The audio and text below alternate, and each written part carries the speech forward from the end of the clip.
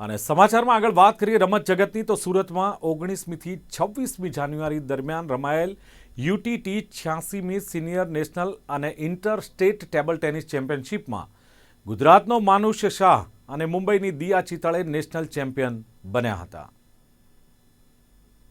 ગુજરાતના પ્રતિભાશાળી પેડલર માનુષ શાહે રિઝર્વ બેંક ઓફ ઇન્ડિયાનું પ્રતિનિધિત્વ કરતા ટેબલ ટેનિસમાં પોતાનું વર્ચસ્વ જમાવીને અહીં યોજાયેલી યુટીટી 86મી સિનિયર નેશનલ અને ઇન્ટર સ્ટેટ ટેબલ ટેનિસ ચેમ્પિયન્સનું ટાઇટલ જીતી લીધું હતું.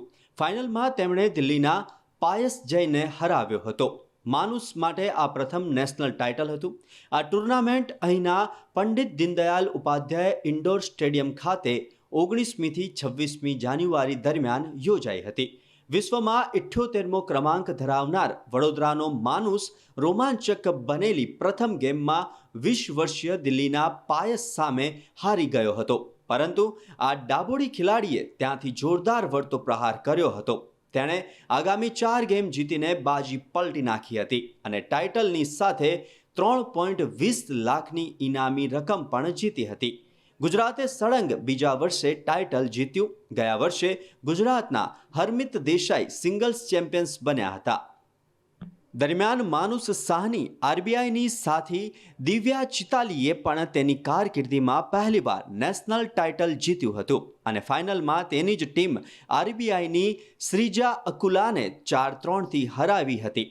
તેણે પણ માનુષની માફક 3.20 લાખનો પુરસ્કાર જીત્યો હતો. જીએસટીટીએના પ્રમુખ શ્રી પ્રમોદ ચૌધરીએ આ પ્રસંગે ગુજરાતમાં જ યોજાયેલી ટુર્નામેન્ટમાં ગુજરાતના ખેલાડીઓની શાનદાર સફળતાને બિરદાવી હતી. ડોમેસ્ટિક સર્કિટનું સૌથી મોટું ટાઇટલ આપણા જ માનુષે જીત્યું છે. તે રાજ્ય માટે મોટી સફળતા છે અને તેમાંય ગુજરાતની વિમેન્સ ટીમની બ્રોન્ઝ મેડલની સફળતા સોનામાં સુગંધ સમાન છે તેમ તેમણે જણાવ્યું હતું. ડેફિનેટલી ઘણી મહત્વની છે કારણ કે હું first time senior national champion બની રહ્યો છું. આ મારા માટે એક સ્ટેપિંગ સ્ટોન છે અને આ ટુર્નામેન્ટ આવતા હું બહુ સારા ફોર્મમાં હતો.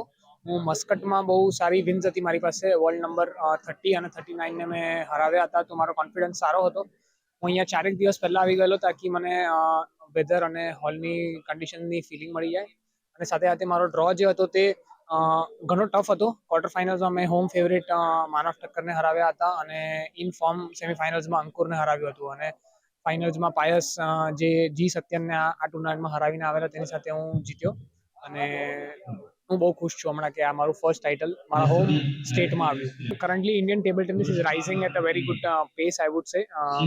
વુમેન્સમાં સ્પેશિયલી મનિકા દી અને Sreeja they are the flag bearers of Indian table tennis along with in men side also Asian ચેમ્પિયનશિપમાં અમે અમારો બ્રોન્ઝ મેડલ રિટેન કર્યો હતો. સાથે સાથે હું અને માનવ ડબલ્સમાં અમે લોકો ઘણું સારું કરી રહ્યા છીએ. ટોપ 10માં છે વર્લ્ડમાં અને આગળના ટાઈમમાં અમારો એમ ટોપ 5માં આવવાનો છે. પછી હું પરમ દિવસે સિંગાપુર જઈશ.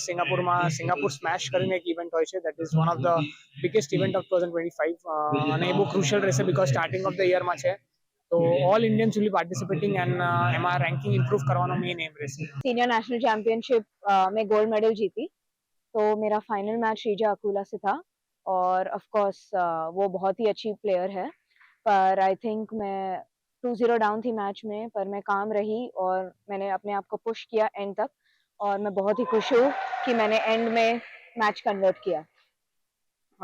मुझे लगता है कि मेरे स्टार्ट से ही मैं ये टूर्नामेंट के लिए वेल प्रिपेयर्ड थी और ये मैच 4-3 हुआ, 11-9 हुआ, तो मुझे पता था कि मुझे कोई भी पॉइंट फ्री में नहीं मिलने वाला है. मुझे हर पॉइंट के लिए फाइट करना पड़ेगा और मैंने कोशिश किया कि मैं हर पॉइंट अपना फुल दूं और एंड तक फाइट करते रहूं. So I just keep screaming in the match. I think मैं बहुत ही अग्रेसिव प्लेयर हूँ और जब मैं अपने आप को चीयर और मोटिवेट करती हूँ तो वो मुझे और भी पुश करता है और हेल्प करता है बेटर खेलने के लिए. तो मैं हर बार हमेशा अपने आप को चीयर करते रहती हूँ. तो यस, मेरे कोच मुझे सिर्फ बोल रहे थे कि नेगेटिव मिस्टेक्स कम करने के लिए और सिर्फ फ्रीली अपना गेम खेलने के लिए, ज़्यादा सोचने के लिए नहीं और सिर्फ मेरा बेस्ट देने के लिए और हर पॉइंट के लिए फाइट करने के लिए. तो आई थिंक सभी प्लेयर यहाँ पे बहुत बहुत ही अच्छे थे, बट आई थिंक मैं सब के लिए प्रिपेयर्ड थी और मैं स्टार्ट से ही अच्छे फ्लो में थी. तो मेरे मोस्टली मैचेस ठीक थे, पर शायद ये फाइनल बहुत बहुत ही क्लोज हुआ था.